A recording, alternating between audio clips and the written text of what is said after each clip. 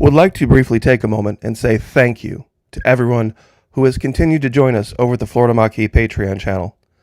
The Holy Bible teaches us, rejoice always, pray without ceasing, give thanks in all circumstances, for this is the will of God in Christ Jesus for you.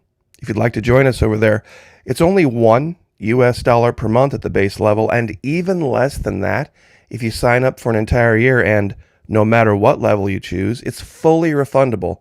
First 90 days, no questions asked. What's the difference between YouTube and Patreon? At Patreon, we can take the gloves off. There are no censors. We have, of course, the Patreon firewall, and then we also have Vimeo that we're partnering with, and that gives us one extra layer of protection where we can speak our minds and we can take advantage of rights that we used to enjoy in this country freely. Would love to have you over there. There are hundreds of exclusive videos never before seen here on YouTube. Please, if you have the ability, would love to have you over there. You won't regret it. God bless all of you, and thank you so much. In today's video, I have an opportunity to show something in a way that I don't normally have. The Sphinx in Egypt, we can see, we can measure, we can look at, and there are certain facts about it that are undeniable. I have found a Sphinx in Antarctica. It's in high resolution. It is partially buried by the snow, but the head and the forelimbs are visible. I'm going to be able, using Google Earth, the web-based version, and Google Earth Pro, the standalone version, show these two locations side by side with measurements so that you can see for yourself in high resolution that not only are both of these locations literally identical, there is a force unknown protecting the one in Antarctica. Now, let's just deal with the facts real quick. The Great Sphinx spent most of its life in Egypt buried in the sand.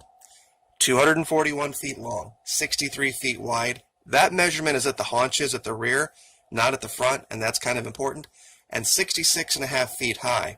Now, unfortunately, neither image do we have in 3D, so we will not be able to measure height, but we will be able to measure the size of the head, we'll be able to measure the length, we'll be able to measure the length of each of the forelimbs, and the width at the forelimbs.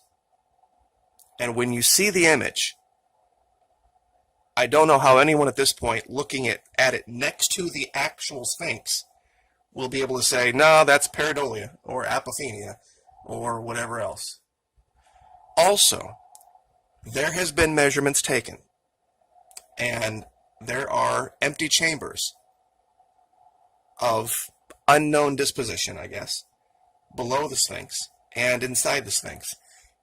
The one in Antarctica reveals a doorway that there's a pathway to, and there is protection for. So without any further delay, this is the Sphinx in Egypt. Now, what you're looking at here is an image from Google Earth, the web-based version. For our purposes today, this will work just fine. We don't need historical imagery, which is one of the advantages of, on the right, Google Earth Pro, the standalone version. You can also look at things in twilight. You can change aspect. It's a much more involved tool. But once again, where we're going to be is in the Helmafront range. If the Antarctic Peninsula is 12 o'clock, this is going to be kind of like 2 o'clock. So let's go there real quick, and I have the location marked out. Now, the problem here is this. The Sphinx in this location is partially still buried.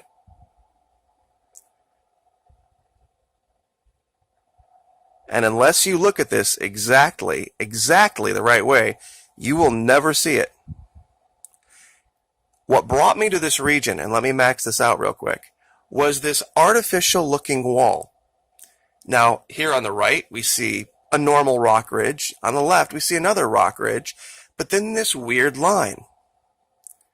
So I zoomed in closer, and then I saw this strange, I don't know what it was, just stand of rocks, and then this path. And lo and behold, look what it led to. Now, I have the measurements up for both locations.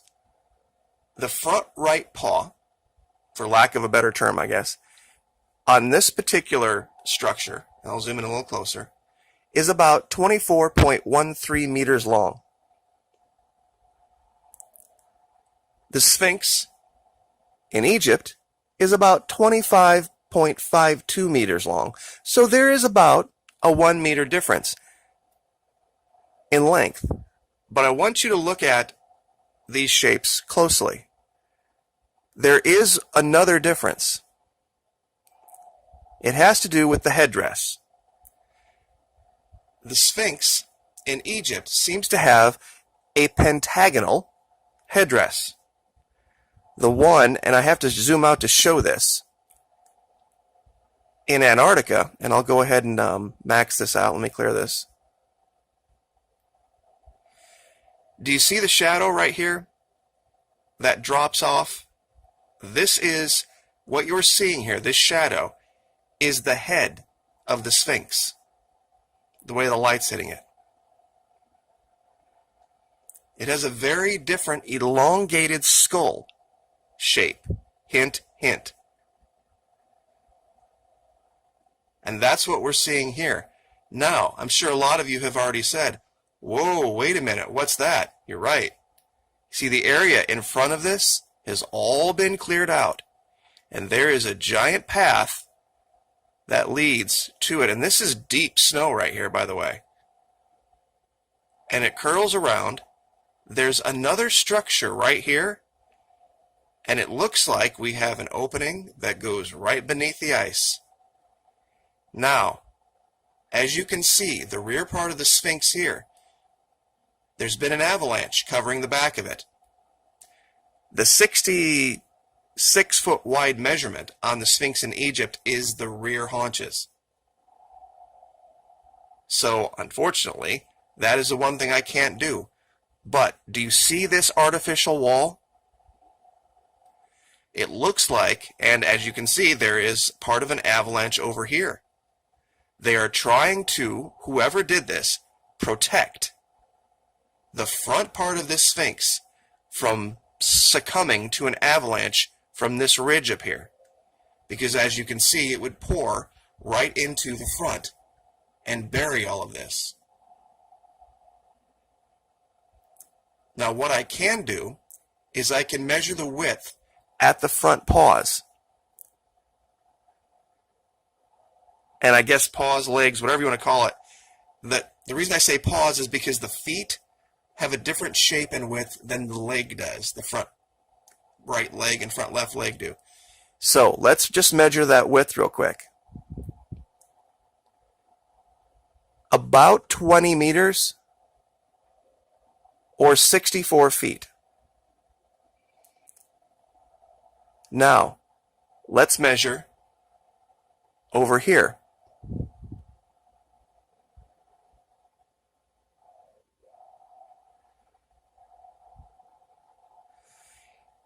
Here it's about 15.34 meters or 50 feet. So the width is a little bit wider here, but we might be seeing some extra snow.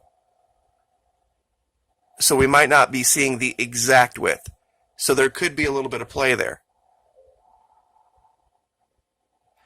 Let me clear that out and clear this out. There's about a 1.5 meter difference in the length of the front legs. And I'll go ahead and measure that real quick. The Antarctica. Now remember, the leg goes all the way back to the rear of the head. Antarctica, 80.72 feet. And as you can see here, you see where the leg ends? Way back here? Sorry about this. Let me start over. Here we go.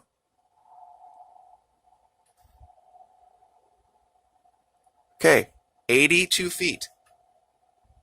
about 1.5 feet difference, which on a statue this big or a creation this big, that's nothing. They're virtually identical other than the head. And I think this idea of an elongated skull, we've seen this in Antarctica before. These ancients that had, for some reason, much larger, longer, pointed heads. And we see this on the Sphinx. Now, it's very hard to show this with the camera, but I'm going to try to zoom in and show this. There are tiny, I guess what you would call ventilation holes in this headdress, meaning that it's not solid. And that's what all these little white dots are. So this is a very intricate structure right here. And very close to it, right here, as we can see, also buried, is some type of a pyramid structure. Now, I will, of course, give you this location for yourself. And you can measure it for yourself. And look at it and, tilt the camera around and check historical imagery. This avalanche was unfortunate because there's really no other image that shows the whole thing, at least not that they're revealing. But the fact that we have a path to it, a path to a doorway underneath it, the head is virtually identical. You know what? Let me go ahead and do that real quick. I'll just go ahead and measure the head and measure the one on the Sphinx, and then you can make your own judgment. Now, this is kind of a hard measurement to take. Front to back here, it looks like about 43 feet, 42.69 feet, or in meters, about 13 meters. Let's start new over here. Now, this is a different shaped head.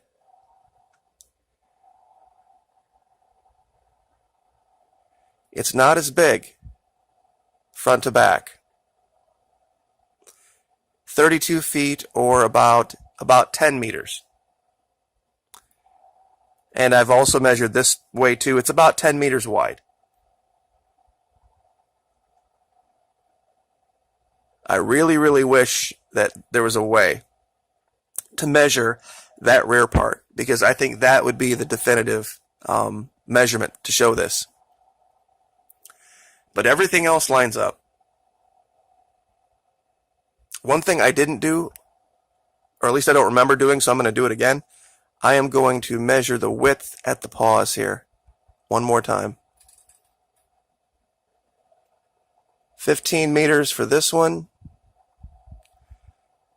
And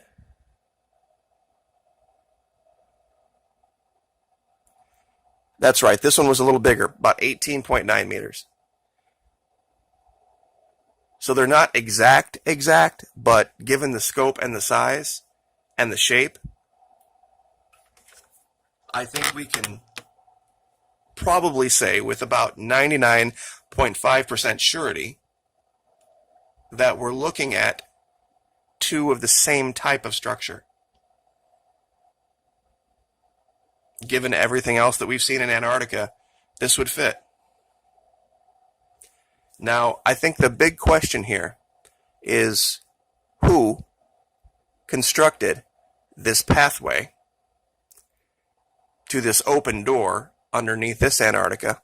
Where does this tunnel go? And how did they build this wall? That would be my question. Because if the pathway goes underneath the ice, I think we can rule out our government, the Chinese government, the Russian government. We might be looking at another smoking gun piece of evidence that there is an active, living civilization under the ice right now in Antarctica. And they maybe weren't hampered by the Dark Ages. They might have been hampered a little bit by the ice in the sense that they haven't been able to travel and trade in the normal classical way. But that might have been a good thing, in the sense that they haven't been somewhat corrupted by the direction of society in general. And I guess I will leave that there, because that could open a whole other can of worms about who really controls life on the surface versus who controls life under the ice. And I'll leave that there. I'll zoom this back in just so you can have the final image in as close to the same resolution as I can get it. Like, share, subscribe.